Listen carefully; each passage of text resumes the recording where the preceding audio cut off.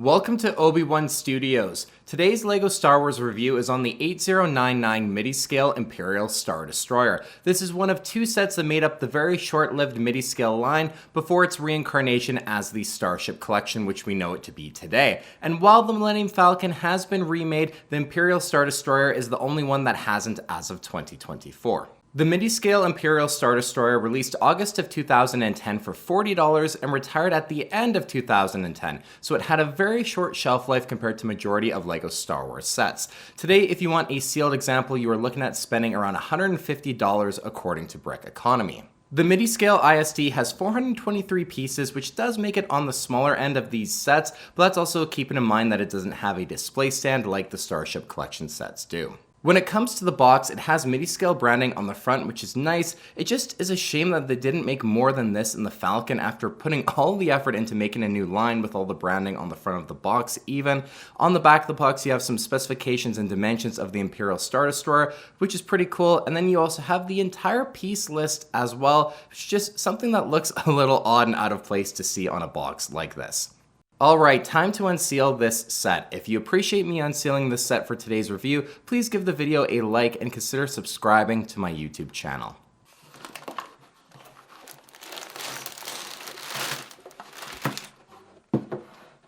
Opening up the box, we have the instructions manual and 6 bags, no numbers on these ones. Alright, here we have the Midi-Scale Imperial Star Destroyer. Straight away, I think this is a pretty good looking display model of a Star Destroyer. The Midi-Scale and Starship Collection sets are just so nice for being detailed display sets that aren't UCS or Playscale even in size. And just looking at the build right after completion, I think it accomplishes just that. One of the most important parts of getting a Midi-Scale set right is the shaping and proportions of the build, and both of these things I think were done really well on this Midi-Scale ISD. Now, while I do think this build is good looking from most angles, it does have a flaw in its design that results in some areas just not looking as good as maybe they could have in my opinion.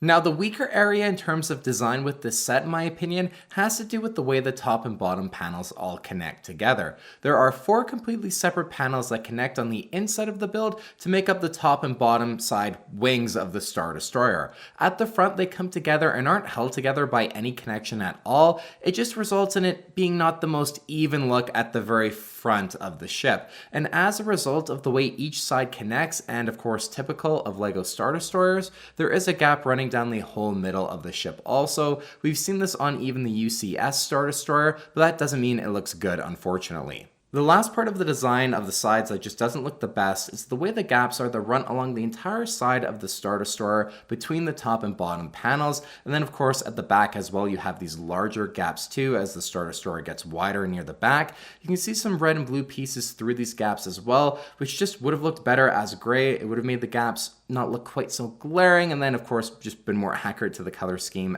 as well. This is all dependent at the angle you look at the Star Destroyer, but from some angles it just really doesn't look that great in my opinion, the way it actually all comes together on the sides. I would expect that with an updated Starship Collection Star Destroyer, these areas would all just be a bit more refined, look a little bit more sharper, more detailed. That said, none of these make this set bad by any means in my eyes. I just wanted to tackle the areas I consider to be flaws with the design of the Midi-Scale Star Destroyer, since it's all having to do with the same design element and kind of integral structural design of the build. Taking a quick look at the underside of the build now, you can see how the small Technic stand is integrated right into the bottom of the ship. The way the entire Star Destroyer sits on this Technic stand and then rests on the back of the ship just allows the whole thing to sit nice and level, which I really like. I do think it was rather clever the way they integrated a small enough stand into the build, but also enough to be sturdy, like it doesn't feel like the Star Destroyer is going to be going anywhere and it's not wobbly at all. But man, those Starship Collection stands are just clearly on another level of their own, but for 2010 this stand definitely did the job and looked fairly good as well. Just behind that stand is the solar ionization reactor with a small dish piece, and then there are black tiles as well just to show the hangar underneath, which is just a nice detail that's added in and I very much appreciate. Turning back to the top side, I really do like all of the different pieces on the top to help add just some texture to the build. There are some larger dark gray pieces, which I personally just think would have been better in light gray, just to keep the color scheme overall more accurate with that light gray, but it definitely does help break up the color scheme on the build, just not quite as accurate as it really should be. On each side of the ship, there are 3 of the larger ion cannons, I think they are. Now, they are oversized in scale to the build, and there should be 4 of them to be accurate. However, I do think they look perfectly fine with the choice of using 3 of the binocular pieces for the cannons. The cannons as well can move around on the studs, so you can pose them however you like for display. While it's not 100% accurate, there is some give and take when you're making a midi-scale version of a Star Destroyer like this one. They can't do everything 100% totally accurate, and that's completely fine.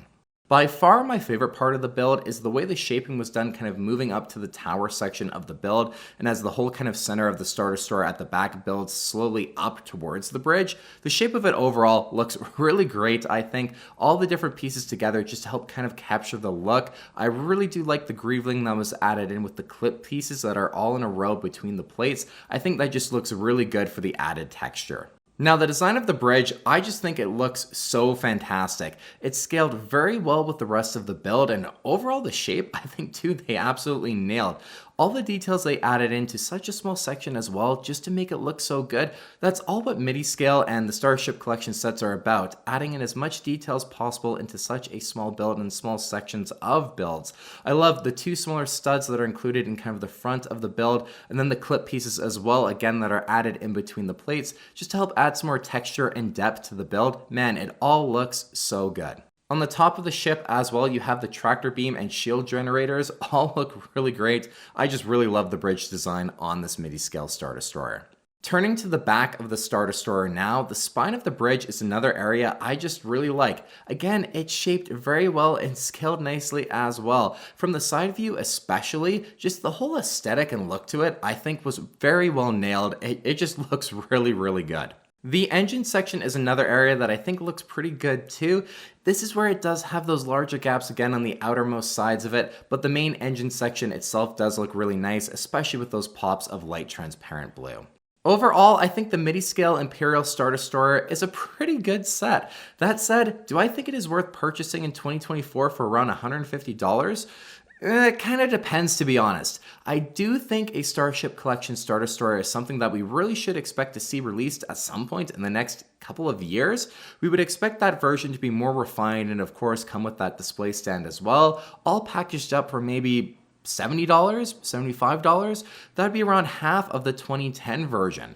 So I think you're just better waiting for that to possibly release. I think it's all but a guarantee, to be honest. We have the Millennium Falcon, the Executor, and the Tantive 4, and Imperial Star Destroyer just really is needed to round out the original trilogy lineup for the Starship Collection, in my opinion. So I really think it's an absolute lock and something we really should expect to come within the next couple of years. If, however, for whatever reason we don't get a Starship Collection Imperial Star Destroyer, well then I do think this set would have been a good purchase just to have that smaller display version of a Star Destroyer. That said, I do really think we are guaranteed to get one at some point. So I wouldn't run out and buy one of these if you're in a rush or really on the fence. I think you're better off waiting. Thank you for watching today's review on the Midi-Scale Imperial Star Destroyer. If you enjoyed the video, please give it a like and check out my YouTube channel for more LEGO Star Wars videos. Take care, and I will see you on the next LEGO Star Wars review.